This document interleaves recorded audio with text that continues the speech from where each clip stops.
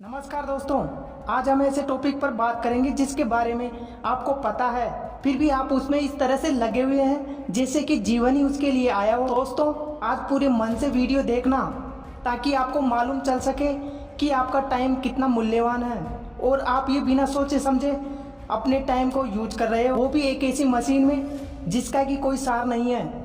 मैं बात कर रहा हूँ मोबाइल फ़ोन की। बात करूँ तो मोबाइल एक ऐसी इलेक्ट्रिक्स मशीन है जिससे हम काफ़ी कुछ सीख सकते हैं। मोबाइल फ़ोन आया भी अपनी सुविधा के लिए, पर आज का इंसान मोबाइल फ़ोन को ऐसे यूज में ले रहा जैसे कि अब तो इसके बिना कुछ नहीं हो सकता। Total loss. वर्तमान की बात करूं तो वर्तमान में माता पिता दोनों की अति व्यस्तता के कारण बच्चों में मोबाइल की लत विकसित कर रही है।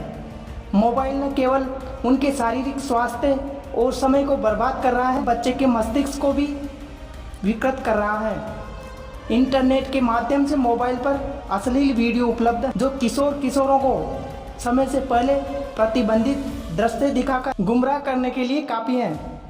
ऐसे दृश्य दिमाग पर तेजी से असर डालते हैं। ये अवचेतन मन पर अंकित होता है और बच्चों को अपराध करने के लिए प्रेरित करता है। विद्यार्थी तरह तरह के खेल और व्यायाम भूल रहे हैं। इससे शारीरिक स्वास्थ्य का स्तर बिगड़ रहा है और नई नई बीमारियां जन्म ले रही है। समय की बात करूं तो मोबाइल फोन वक्त को बर्बाद करने वाली सबसे अच्छी मशीन है। हमें एहसास भी नहीं होगा कि हम मोबाइल पर समय बर्बाद कर रहे हैं। जिस उम्र में हमारे हाथ में किताबें होनी चाहिए उस उम्र में मोबाइल होता है।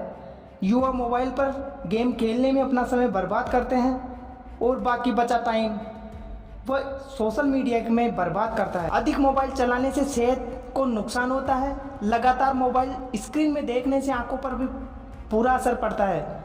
गर्दन झुकाकर लगातार मोबाइल चलाने से गर्दन में दर्द हो सकता है। लगातार बैठे रहने से शरीर में मोटापा बढ़ने लगता है, शरीर की क्रियाशीलता घटती है और आलसी होने लगता है। मोबाइल से रेडिएशन भी निकलता है जो हमारे हृदय को नुकसान पहुंचाता है। आजकल युवा ईयरफोन लगाकर बाइक चलाते हैं।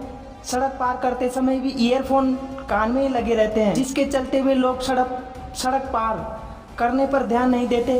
इस तरह की लापरवाही हादसों का कारण बनती है। मोबाइल और इंटरनेट की वजह से आंखों से रातों की नींद गायब हो गई है। लोगों के सोने का कोई निश्चित समय नहीं होता।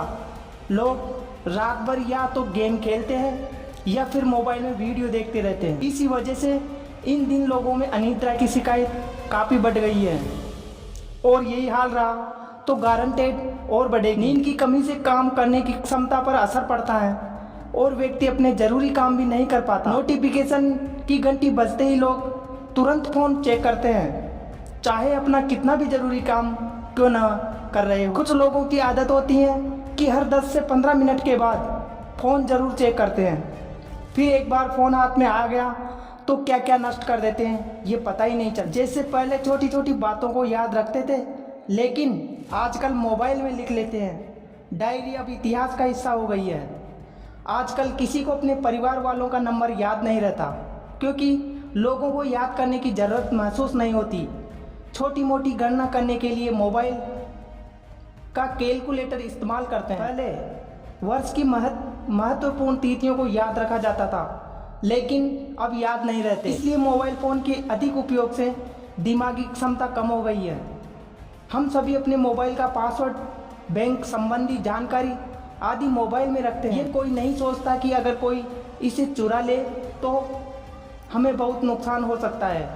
आज कोई भी आसानी से जानकारी प्राप्त कर सकता है, जैसे हम कहाँ रहते हैं, हमारे मित्र और परिवार कौन है, हमारा व्यवसाय क्या है, हमारा घर कहाँ पर है आदि। मोबाइल फ़ोन से निकलने वाले रेडिएशन से कई प्रकार की बीमारियाँ होती हैं, जैसे दिमाग का ट्यूमर, प्रणाली की क्षमताओं में कमी, नींद की कमी, बच्चों में ब्लड कैंसर, चिंता आदि। मोबाइल गर्म हो जाता है।